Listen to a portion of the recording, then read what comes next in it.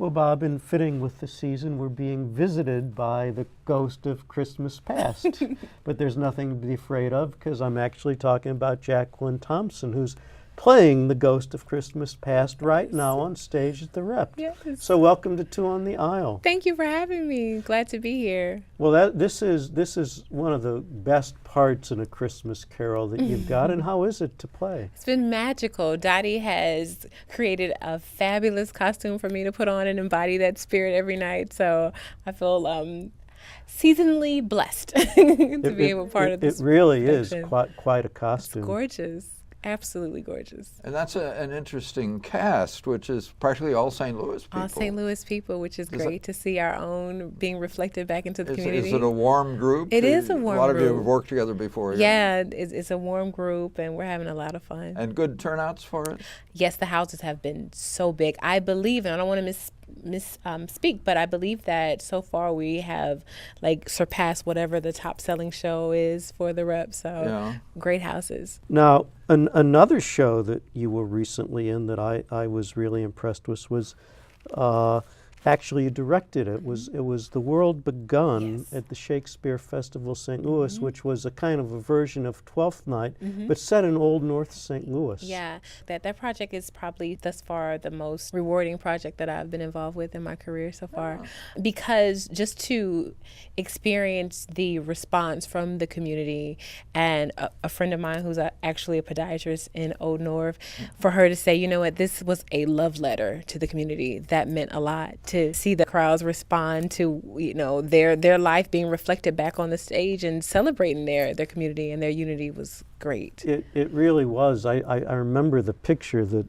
the festival published of I think it was the Saturday night production, when it was just a sea of people at that corner watching you play in an improvised stage at a corner building. Now, how was it to work in that created ad hoc environment? Yeah, to me, it was the most community engaged project all around that I've ever been involved with. The neighborhood kids would come into rehearsals and we do homework sometime before the show began. They would watch the show.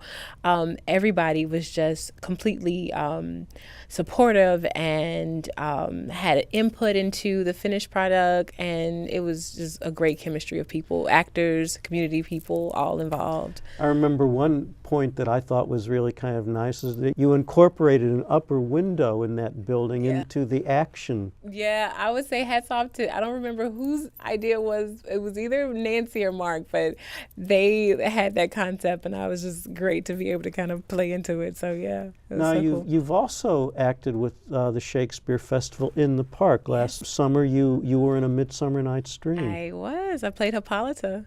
Yes, the Queen of the Amazons, who is about to get married to Theseus' sister. As I recall, you weren't too happy with him. No, I wasn't happy about what he was putting down in the beginning of that play. Yeah. If you go back into the text of that, she lost the battle to even, have to be married to him. So he has some wooing to do. It's interesting how because that scene, I've seen it played several ways, her reaction to him in that. Yeah. And it's always interesting to see what is somebody going to do with her in this. He has some work to do. Yeah, yeah. But another thing they did in that production, which I thought worked out really well, is sometimes you have that couple doubling with the King and Queen of the Fairies. But I thought it was really good that you could focus on the one part and give that a really distinctive edge. Yeah. Now, you also worked with the Shakespeare Festival in another Shakespeare in the Streets production, Old Hearts Fresh, where you really left a mark on the city. Yes. My face is still up there, yeah. That's right. That's because that's based on The Winter's Tale, and there's supposed to be a statue of your character, Hermione, created as a part of the play. And I guess for some reason they didn't think a statue was right, but they have a mural, and it's your face, and it's still there. It's pretty surreal that it's still there. When I have family come in sometime, I'll just drive by, and I won't warn them first. I'll just drive through the area. So it's a surprise. That's my face. So yeah. Another show you directed fairly recently, which I really enjoyed, was in the hat as assistant professor of drama at theater at the University of Missouri. You directed Good People, the David Lindsay Abaire play. Now, how was that?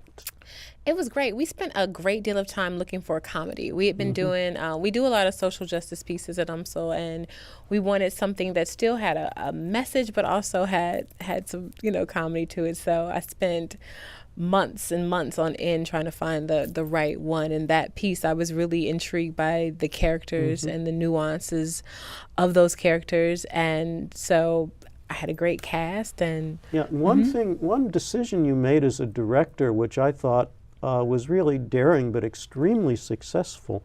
You pushed non-traditional casting about as far as I've ever seen by having the best friend of the character who lives in the Southie neighborhood of Boston be an African-American woman. And it worked out really well. It did. She was the best actor for the part. And also, again, I think it speaks to the point where, people have biases and prejudice and things like that, but we are all nuanced and layers, and that doesn't mean that these people still don't have to interact with other people in their world. So I think, again, just really focusing on the humanity of the piece and the depth of those characters, it rang true. So, yeah. Another show that you were in where you gave a really compelling performance was in Afflicted Daughters of Salem, where you played Tituba, well, you tell us who she was. Tituba was a slave, but she also was very much so connected to her roots, her spiritual roots,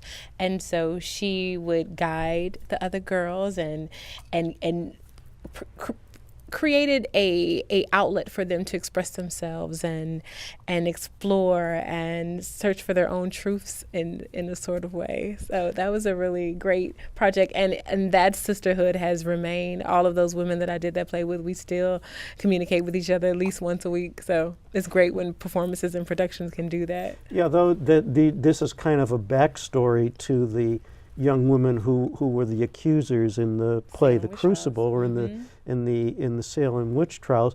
And one thing that you did in that production that I've never seen before is that the talk back with the kids to kind of bring out the themes that relate to their own lives. You just came into that with no break whatsoever. I mean, it seemed like it was a part of the play, and you carried that off so well. Thank you. Now, do you have any special, how could you do that so well? Yeah, in my early 20s, I was deeply involved in education.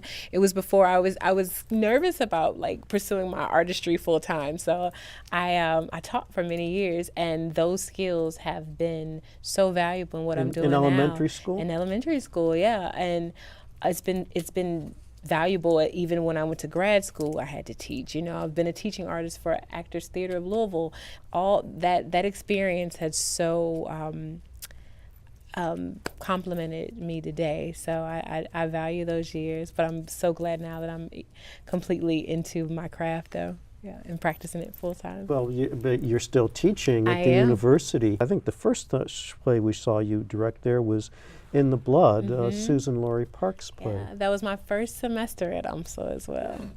Now you are from St. Louis. It really is kind of amazing to get an academic job in your hometown. I know, it was a blessing. I came in at the right place, right time. I had just graduated. I had just got a job at the Black Rep doing Insidious, and that job opened up. So the timing was just impeccable. So now I know that some of the other universities in St. Louis, the work you do within the community counts as the work you're doing, your professional work. Is that the case at UMSL? Most definitely. They want you to be engaged, and I think it's great for our students too to see us actively directing and acting and involved in the community. Well, it certainly is great for those of us who watch theater. I remember another show that you were in at the Rep was a show called A Kid Like Jake, and you had two parts in that. You played a nurse, and our friend, who is a nurse, told me afterwards that you absolutely nailed the nurse character. But also, that's a play where the atmosphere comes extremely toxic. I mean, people are attacking each other ruthlessly. And I was wondering, how on earth can you come down from where they are? And then there was kind of a dream sequence with you and the lead woman in the play.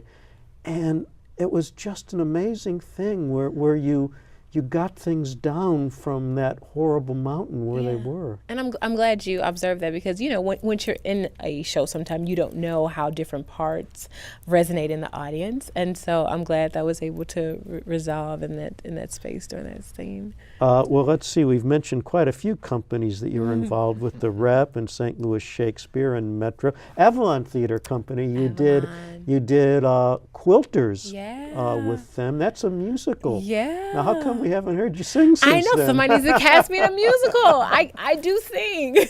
So that's a 2017 goal. Now, what do you have coming up?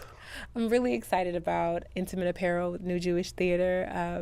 We actually start rehearsals January 2nd. So That's the Lynn Nottage play. that is the Lynn Nottage. So it's a beautiful piece. I'm playing Esther. It's an amazing cast. So that's the next project that. Yeah, coming up. that's. I remember seeing that at the Black Rep and just being utterly bowled over by it.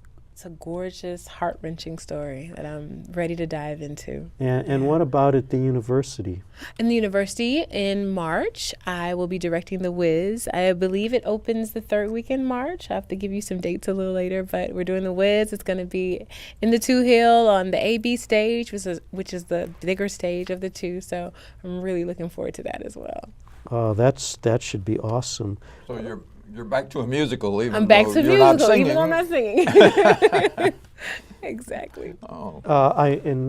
Continuing on the list of the theaters that you've been in, you were with Mustard Seed and Gee's Bend, an on-site theater company, and A Prayer for the Gunboat. Yes, yeah. You just really get around. I'm trying to stay busy and trying to be active and steadily perfecting my craft in the process. So. But you were also involved in another project here, which I know was focused on at HEC-TV. Yes, the Telling Project. The Telling Project also has a veteran studies component and a department on campus, and the Telling Project, which is a national project, they go into different communities and interview veterans, and they created a script around those stories. And so I felt honored to be in that space and share those stories, and they talked about things that some of those stories they hadn't even shared with their family and friends. So to be able to be in that space and add a theatrical component with it. Chris Ware, who's an amazing local artist,